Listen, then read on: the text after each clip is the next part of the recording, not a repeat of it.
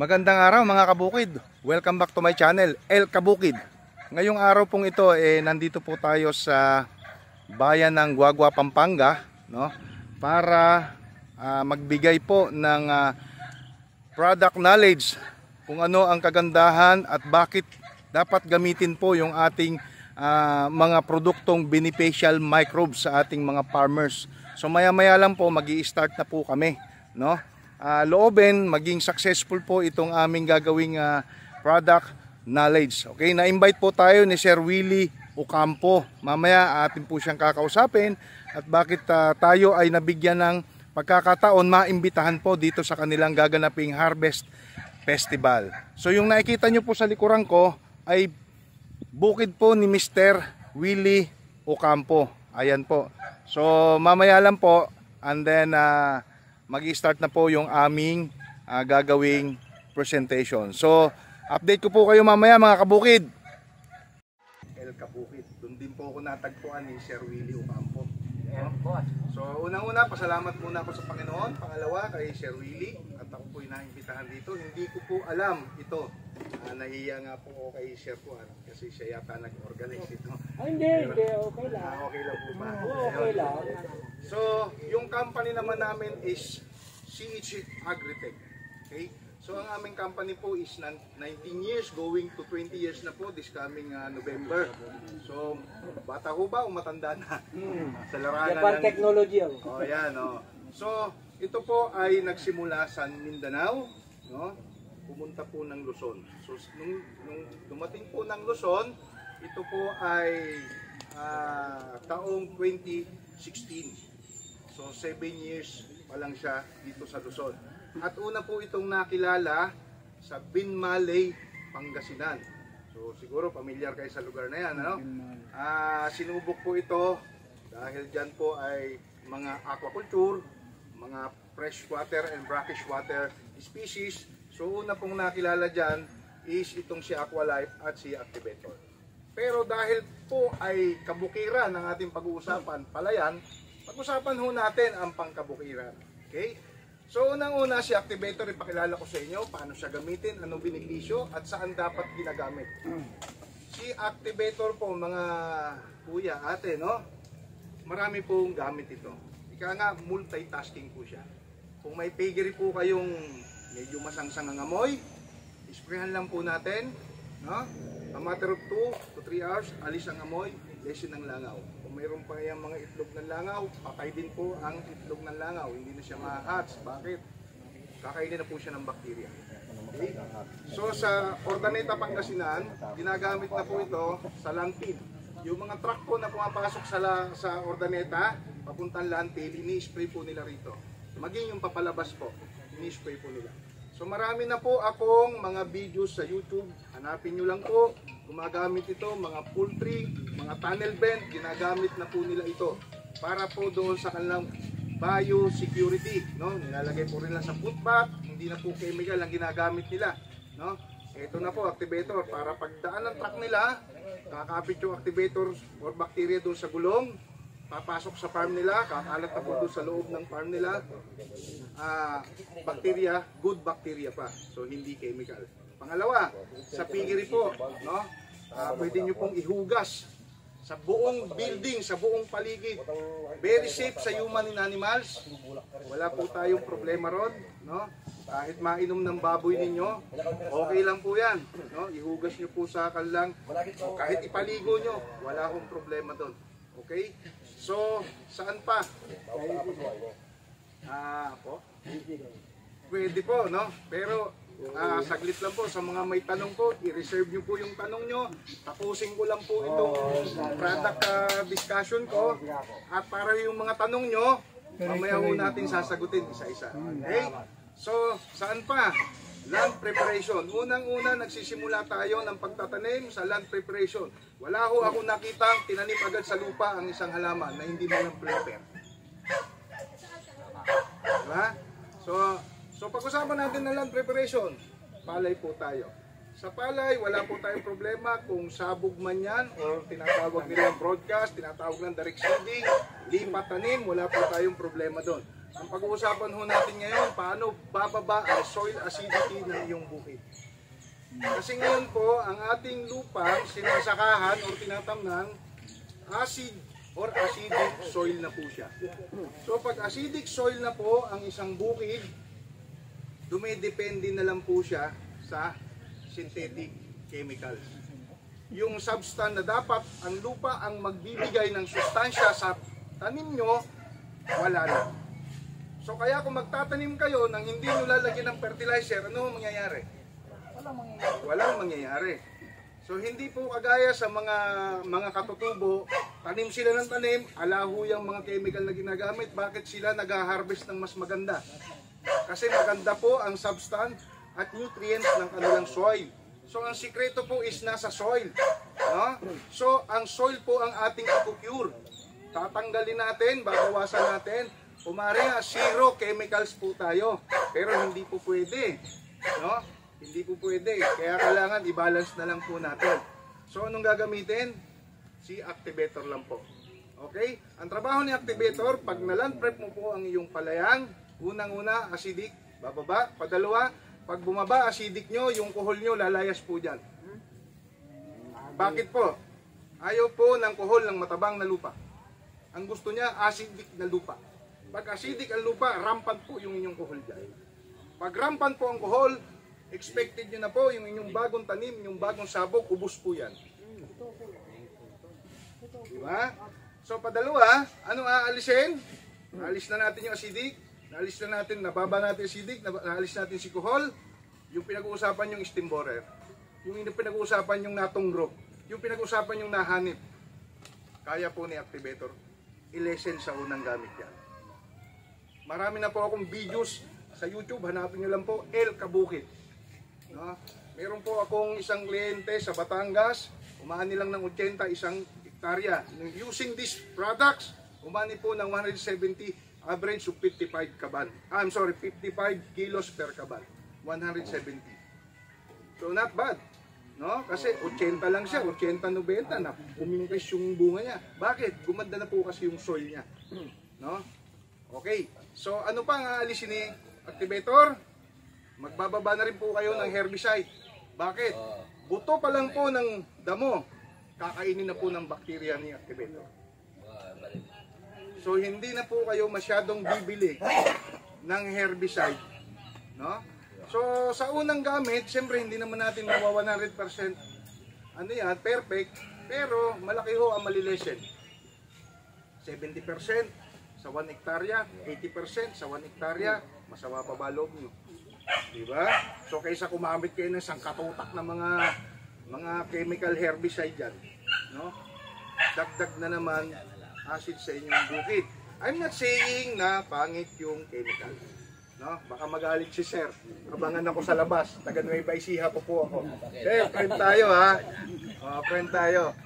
Pero yung produkto niya na isa, yung binhi, yung variety, kailangan po ng product na ito.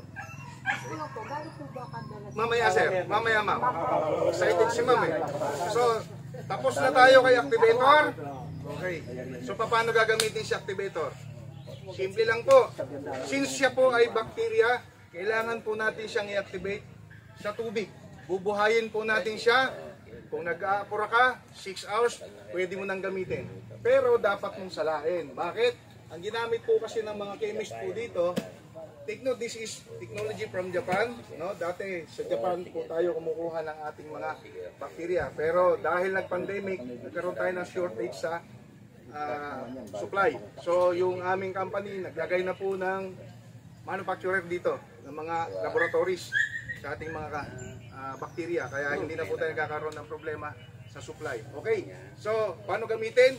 Ibabad 6 to 8 hours. Better overnight. No? Sinasuggest ko lagi overnight na lang. Kasi tayo busy. Pag binabad nyo po ito ng tanghali, nakalimutan mo. Hindi mo na gamit kinabukasan, possible po siyang masira. No, possible po siyang masira. 24 oras lang po. Pero may solusyon naman. Pakakainin lang po natin. Bakit? Bakterya po kasi sila. So ang kakainin nila, mga bad bacteria din na nasa inyong buhit. So ano ipakakain natin? Molasses. No? Kung wala tayong makitang molasses, pwede po pinabibiling raw sugar or brown sugar. Huwag po yung puti, huwag po yung refined, no? Huwag po yung wash. Raw sugar or brown sugar lang po, no? Ito po ay maselan sa mga chemical. Ayaw po nito ng tubig na wasa. Kasi bacteria nga po sila, mamamatay sila. Okay? Itong guripong pang ano. Yes, tubig irigasyon, tubig gripo. Kung nawasa, stock nyo po muna 2 araw, pasingawin nyo. Saka nyo po gamitin. Okay, kung wala pong, ito po ay good pang 1 hektarya na. 200 liters, bababat mo lang siya, 200 liters. And then salain, kasi ang ginamit po natin dito is rice bran. Ibig sabihin, ipa or darak. No? So, sasalain nyo po. Dahil pag hindi nyo sinala, magkakaroon ng pagbabara sa inyong nozzle, sa inyong sprayer. Okay? So, pag na-spray sa lupa, pabayaan muna natin 5 to 7 days. Bakit natin kailangan iwanan ng ganon? Para makapagtrabaho yung trillions of bacteria ni activator. No? Una-una yung acidity, padalawa, pag yung buto, nasisibol pa, yung mga buto ng telebisyon, yung mahilig manood ng Kartong Dalisay na walang kamatayan, no? No? Yung buto niya, yung dahon po kasi yan, ang nagiging puno na uli. Pag nalaglag ho yan doon, even yung salaymaya, sa dahon din sila kumukuha ng kuhan. Pag nalanta ho yan, papatak ho yan sa inyong lupa, sisibol na naman. Kaya sinasabi niyo, wala nang katapusan. Dagdag tayo ng herbicide, mawawala si palay, ay si damo, next day na naman, next week na naman, may herbicide ka na naman bibilhin. Kasi hindi na kaya ng maliit na herbicide mo. Kailangan mo, tapangan mo yung herbicide mo, bibili ka na naman ng ibang brand ng herbicide. So, umiikot lang po. No? Umiikot lang po. So, solusyonan natin. Anong gagawin? Sa buto pa lang, ipakain na natin kay activator. So, wala nang tutubo. Okay? So, patatlo. Okay? Sa patatlo, yung inyong pinag-iikan dyan, yung stock na iniwan nyo, pag sumama po yan sa rotovator, pag sumama sa blade ng traktora, humalo sa lupa, natubigan, i-decompose po yan ni activator. So, pag na-decompose po ni activator yan, yung inyong broadcast na seed, yung inyong bagong sabog na tanim, meron na pong kakainin from day 1 to day 15 to day 20, kaya pa. So, hindi pa po ninyo kailangan mag-abono. Kung yan man po ay tanim, 10 to 15 days, may kakainin pa rin sila. Kasi, in-convert na po ni activator yung mga stock. Dinicompose niya na para kainin po ng inyong mga bagong tanim. So, yun po yung trabaho ni activator. Okay. So, padalawa, yung kaibigan po natin, si Farmer's Friend. Kailangan may tubig, sir. Yes po, sir. Kailangan po may tubig. Pag ini-spray, Ay, kalimutan ko po. karamihan dyan. Ito po si activator. Kailangan po, kung hindi po nyo gagamitin, halimbawa po, i-spray nyo po sa talungan, sa sitawan, no, sa patwanan, sa milunan, ano po, ay sa umaga, yung may hamog pa. Kasi bacteria nga po siya, kailangan niya ng medyo wet surface. Yun lang po. Kung sa bukid naman, walang problema kasi natutubigan po yan. Okay? So ito naman, i-spray natin pagka ang palay nyo ay 15 days old na or 10 to 15 days old. I-sprayhan po natin ito. Bakit? Kailangan na po niya ng dagdag suporta ng pagkain. Okay? Ng palay nyo habang lumalaki. Ulitin ko, bacterial din po ito. Kung paano po natin inactivate ito, ganun din po si Farmer's Friend. Okay. Si Farmer's Friend naman, ang trabaho niya, pagagandahin niya po yung ugat. Para maiwasan ho natin yung domino effect. Yan, kagaya nangyari sa kuha ni Sir, no? Although sinalanta po ng insekto, pero may makikita kayo, sariwa pa tumutumba pag hinangin. Weak po kasi yung puno, no? Brittle. Kunting yugyog, tumba. No? Meron po ba rito na experience nyo? Brittle po yung stalk. So, mahina. Antin yung ugat nakakalat lang, hindi nakabaon. So, dapat nakabaon ang ugat. Kasi doon kukuha ng nutrients ang inyong tanim. So yun po yung trabaho ni Farmer's Friend. Pamula ugat hanggang stem, systemic po ito. No? I-spray nyo po sa dahon hanggang ugat po yan. Systemic po ang tama niya. Pagagandahin niya po ang kalidad at pabibilisin niya po ang paglaki ng inyong palay. No? And then, pagagandahin niya po yung inyong bukid. Kasi soil conditioner po si activator. Farmer's Friend. I'm sorry, si Farmer's Friend. No? Buti na lang, meron akong backup. Okay? So, tapos na po ang trabaho nito. Lagi lang po natin ibababad. Patatlo, yung kaninang foliar natin. Si foliar hindi po binababad. Wala po kasi siyang bacteria. No? Ito po tinungtunaw bago po isalin sa sprayer. 5 kutsara, isang karga ng sprayer ang gamit po nito. Okay? Ito po ay pwede nyo ng haluan. Pwede nyo haluan ng fungicide, pwede nyo haluan ng insecticide. Wala po kasi siyang bacteria. Pwedeng pwede po. Ito lang po ang bawal kasi bacterial type po sila. So, kung gagamitin nyo yung inyong sprayer sa herbicide, insecticide, luluglugan nyo pong mabuti. No? Pag ito po ang gagamitin ninyo. Okay? So, ang trabaho nito, ina-accelerate natin yung paglaki ng ating palay. No? Mayroon akong ipakita sa inyong video dyan na talagang yumuko sa bunga. No? Between doon sa, itago na lang po natin sa pangalang armory, yung ating kalaban, at saka po ito. Pinagtabi po namin, mas maganda po yung naging resulta ni Maxi Grow. Okay? So, pinabibintog, no, yung bunga, pinahihitik, pinagaganda ang lasa, no, according sa mga nakagamit. Ito po ang trabaho ni Maxi Grow. Hindi po siya maselan. Okay? So, simple lang gamitin sa lahat po ng uri ng halaman. Mapa-fruit bearing trees man yan, green leafy vegetable, high leafy vegetable, palay, no? Lahat po ng may ugat at namumulaklak na namumunga, pwede po ito si Maxi Grow.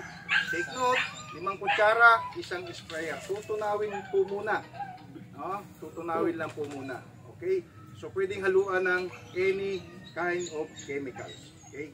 So, ayan po, ito po ay isang set sila pang palay, pang bukid. So, lahat ng tanim. Sa isang hektarya, 4 na kilo po ang nagagamit nila. Okay? 1 kilo nito, 2 kilo nito, at 1 kilo po nito. Okay? Si Maxi Grow po, pwede nyo pong paghaluin itong dalawa. Ang sinasuggest ko po, no, sa protocol na ginagawa namin sa Nueva Ecija, 1 kilo nito at the age of 55 to 60 days old or 2 buwan na po yung palay ninyo, 1 kilo nito, half kilo nito. Paghaluin nyo, i-spray nyo po sa inyong palay na nagbubuntis, no? Para pag lumabas po yung bunga niyan, no? Yung tinatawag sa sa tawag dito, Nueva Ecija, pag nag-start ng sumapaw. No? Pag sumasapaw na, hindi po lapitin ng insekto ang ating palay. Bakit? Ito po kasi ay mayroong natural insect repellent. So, mabango po sa tao, mabantot po ang pangamoy ng insekto. Kaya ang insekto, lalampasan lang po yung palay. So, ganun po yung nangyari. Hindi po tayo nakakapatay. We are organic products. So, hindi po niya pinapatay, hindi po niya binabaog, hindi po niya tawag dito, yung binubulag, inaalisan ng appetite yung insekto. Okay? Ang ginagawa niya po, pinapalayas lang. Kasi nga po, tayo po ay organic. Okay? So, para pong tao yan. Pag tayo naimbitahan sa isang handaan, buffet, meron tayo makikitang masarap na putahe. Pero pag tinikman ho natin, hindi naman pala masarap. Kakainin pa ba? Hindi na. Hindi mo na nga uubusin eh. Iiwanan mo na sa pinggan. So ganun po ang insekto sa inyong palay. Pag dumapo po yan, kumagat sa dahon, sumipsip ng nektar ng inyong palay, mapait, mapakla sa panlasa ng insekto. Kaya insekto lilipat. Hahanap po siya ng ibang bukid na hindi nagamitan ng ating beneficial microbes. Okay? So, tapos na ako sa tatlo. Dagdag ko lang tong dalawa. Okay. So, si Aqualife naman, kung ito po ay soil conditioner, ito ay water conditioner. Sa mga may problema po sa inyong fish pond, ito po ang mag-partner din. Kasi disinfect po natin, instead na gumamit kayo ng chicken manure, apog, o kung ano-ano mga chemicals dyan, i-activator mo na lang po yan. No? Ganon din po ulit. Babad nyo lang po ulit. Pabayaan nyo po. No? 7 days or 1 week. And then saka nyo patubigan ng 1 feet. Hayaan nyo po lumutin ang inyong water bed. No? Or yung inyong soil bed. Pagka nilumot po yan, that's the time. Dagdagan nyo na po ng water level ng inyong fish pond. And then, i-activate muna natin ito. Ganon din po ulit. Kahit po i-activate na natin to sa kalahating drum, no? And then isaboy na lang po natin pag activated na gamit ang tabo. Okay? So, ganun lang po kasimple. Ang trabaho naman ito, aalisin din po natin yung mga contamination sa water ninyo ng inyong fish pond. Palalakihin po natin ng maganda at healthy ang inyong mga species. Okay? And then pabibilisin natin yung kanyang paglaki. Meron din po kami mga video dyan na 3 months time, 3 months and 2 weeks, tumambang po siya ng 1:1. Ibig sabihin, 1 kilo, 1 piraso. So mabilis po yun para sa isang nag-aalaga ng bangus, no? Si Mr. Hoson. And then, yung lastly, yung ating probiotic. So nakatikim na ho ba tayo ng bakterya? Okay. Yapol. Yogurt. Ha? Yan, pilay. Yan. Yun yung mga pantao. So ito naman panghayop. So ang trabaho nito, unang-una, yung mga internal parasite ng inyong alaga, pupuksain po ni good bacteria. So ito naman po, meron po siyang 8 billion CFU. Ibig sabihin, meron siyang 8 billion colony forming units per gram. So kaya ang gamit nito, kung meron ka man lang 5 manok, 10 manok, hindi makakaubos ng 1 litro maghapon, di 1 kurot lang. 1 kurot. Hindi, kumurot ka, lagay mo sa tubig, ibabad mo, bukas mo ipainom. So ganun lang siya katipid. Okay? So kung ito po ay hindi gamot, kung mapapansin nyo, no, marami pong commercial sa TV, no therapeutic claims. Nababasa nyo po ba yun? Ibig sabihin, pang-prevent. No? Kasi may tumawag sa akin, Brian, yung baboy ko nagtae, hindi naman pala gamot, nakakagamot. So ito po yung prevention. No? Pagka may sakit na, pang-suporta na lang siya para ang baboy mo hindi ma-dehydrate. Kahit anong alaga, na may bituka pwede siya. Hindi lang po pwede siya lumalangoy. No? Lahat po na lumalakad pwede siya. Okay? So pampabilis ng paglaki uli, no? Iwas sakit-sakit. And then yung tinatawag na swine flu, kaya niya pong i-prevent, no? And then yung tinatawag nating masangsang na pupo ng baboy, ng manok, no? Kaya niya rin pong i-lessen. Partner din po sila. Diba? Pag-disinfect, panggamit sa kahyupan natin. So, ayun, tinapos ko ng agad kasi ito po yung ating main event. Okay. So, yung may mga tanong po, papatin nyo na ako ng tanong. Okay. Ayun, yung tanong ni Sir, magkaano agad, no? Ito po, SRP po nito, Sir, wala ka naman sakit sa puso. Ang SRP po nito is 1,995. Yun, nalungkot daw si Sir, malungkot. No? Pero, using these products, guaranteed yield, no? Guaranteed harvest po, increase 10 to 20%. Guaranteed increase. But, gagamit pa rin po tayo ng synthetic, minimal, no? Tatapyas po tayo kung gumagamit kayo ng 10 bag per hectare, tatapyas po tayo ng 5. Masaya ba o malungkot? 50% tatapyasin natin. But using this 4 kilos, no? Tatapyasin natin yung 4 or 50% ng inyong chemical inputs sa inyong palayan. And then, pagka gumamit ho tayo nito, malilesin na po lahat ng ating chemical inputs. Hindi ko po sinasabing alisin. Babawas po tayo. Magbabawas. Sa unang crops. Sa padalawa, babawas pa tayo. Kung may 5 ka, bawas pa tayo 1. 4 na lang. Masaya, malungkot. Hanggang sa dumating na magmi-maintain na po kayo ng 1 sako per hektar. Nagawa na po yan sa Cotabato. 1 sako per hektar. No? Sa lahat po ng, kasi nauna nga po ito doon na introduce, no? Dito po sa Luzon, 7 years pa rin siya. Sa Nueva Ecija, 6 months pa lang po ito nakikilala. Nakikilala po ito doon dahil po sa mahal ng abono. 2.9 na po, urea pa lang pag-uusapan. Triple pa. May ginagamit pa silang tinatawag na ammonium sulfate. May tinatawag pa silang 1620. May tinatawag, nako, madami. Napakadami. Kagaya nito, ewan ko ba, pag tumaso ang gasolina, pati bangos tumataas din ang presyo. Hindi naman gumagamit ng tubig bangos tubig gasolina. Na, ibig sabihin po, pag lahat ho ng binibili natin, pag tumaso ang gasolina, taas ho lahat. Tama ho ba? Kasi lahat po ng mechanism, ginagamitan po ng diesel, ginagamitan ng gasolina. So, nalulungkot lang po ako kasi marami, kahit Nueva Ecija, may mga part pa po na may irigasyon dati, nasira irigasyon, hindi na-repair. So, hindi sila inaabot ng tubig. So, kagaya isang kliyente ko sa Gimbag, pero thankful naman po ako. Bakit po? Since, banggitin ko po ulit, no? Yung ating pong produkto, mayroon po siyang water retention. So, kung 2 weeks walang tubig ang palay mo, okay lang, hindi po yan manlalanta. Hindi po yan mga ano. Tuyo lang po, nag-crack lang po ibabaw, pero ang ugat po niyan, moist. Kasi meron siyang water retention. Next, nasubukan na po yan sa Gimba, kay Mr. Abaya. No? Abaya's Family, hanapin nyo lang po dyan sa YouTube, El Kabukid. Tignan nyo lang po dyan. Lahat ng aking mga client, no? Sa sibuyas, ginagamit na rin po nila. Bakit? Kasi, problema ng sibuyas, punggos.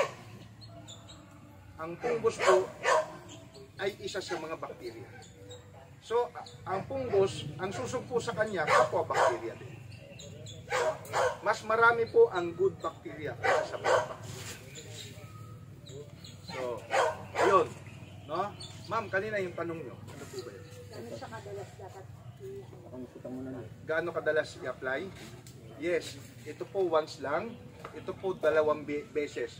10 or 15 days old yung palay. Yung second, 55 to 60 days old. Ito po bago magtanim. Pagka for land preparation, i-prepared natin yung lupa. Nasa lupa po kasi yung sikreto. No? Yan po kasi hinahagis nating mga granular, synthetic, artificial na lang po yan. No? So, ito po yung ating kailangan. Kasi pagka tumabang ho yung ating soil, sisipsipin ho ng inyong halaman, inyong tanim, pH, maganda na po yung pH level ng soil nyo, yung inyong kaaway na insekto, aalis po yan. Ang papalit ho yan, beneficial insect. No? Nawala na po sa inyong bukid. Babalik ho yung mga earthworm dyan, babalik ho yung mga ladybug dyan, yung mga spider. Meron na akong kliyente, bumabalik yung spider. Kaya sabi ko, wag na ho kayong masyadong mag-spray ng insecticide.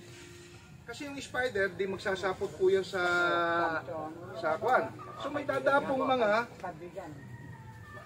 mga insekto, madidikit sa kanyang sapot, ala na, hindi na siya makakapag-manifest sa iyong bukid. So ganun po. Kasi mabantot nga ako sa insekto yan pangamoy. Mabango naman sa tao. Yun, hindi nyo ho kailangan mag-mask dito, hindi nyo ho kailangan mag-gloves pag ginagawa nyo to. Hindi nyo ho kailangan magsuot ng goggles. Wala, very safe po. Very safe. Kapag nakakabili ng ganyan, meron kang bang dala? Meron po tayong dala. Jose, yun pala, Yes po. sandali. Yung activator, halimbawa, magtatanim ako sa katapusan. So bilang lang ho kayo, estimatein nyo po, halimbawa, magtatanim kayo ng auno. Ano ho ba ngayon? 22. O dapat 14 pa, ilan prep nyo na. Kasi ano ba itatanim nyo, sir? Ha? Ano itatanim nyo? Palay. Palay. Hindi, mag-umpisa tayo sa ano para maliwanag. Halimbawa, magtatanim ako ng katapusan. Ano ba dito? Lipat tanim o Lipat tanim. broadcast?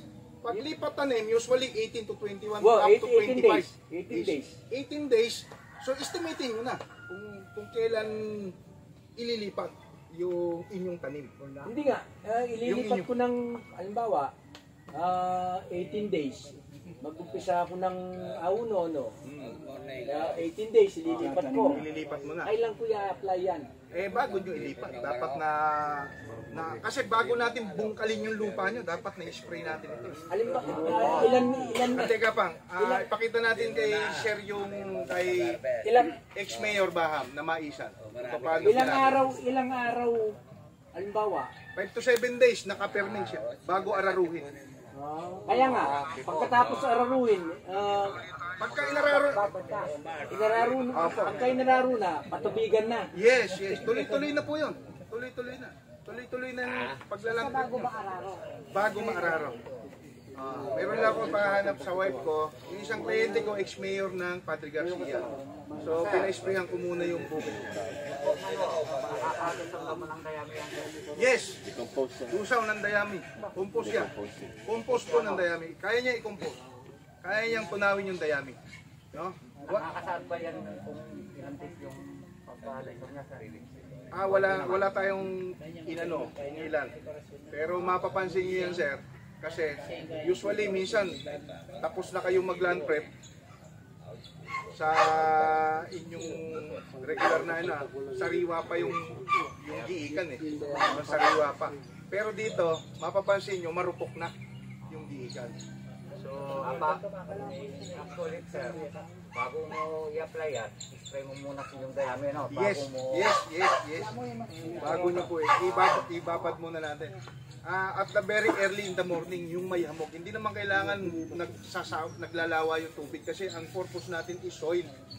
Hindi siya kagaya ni Farmer's Pero Friend. kailangan basa, ano? Yes, kailangan po basa. Pang nakita mo? Ayan, ipakita natin sa kanila. I-pass forward mo na lang ng konti doon na sa ini-spray sa lupa.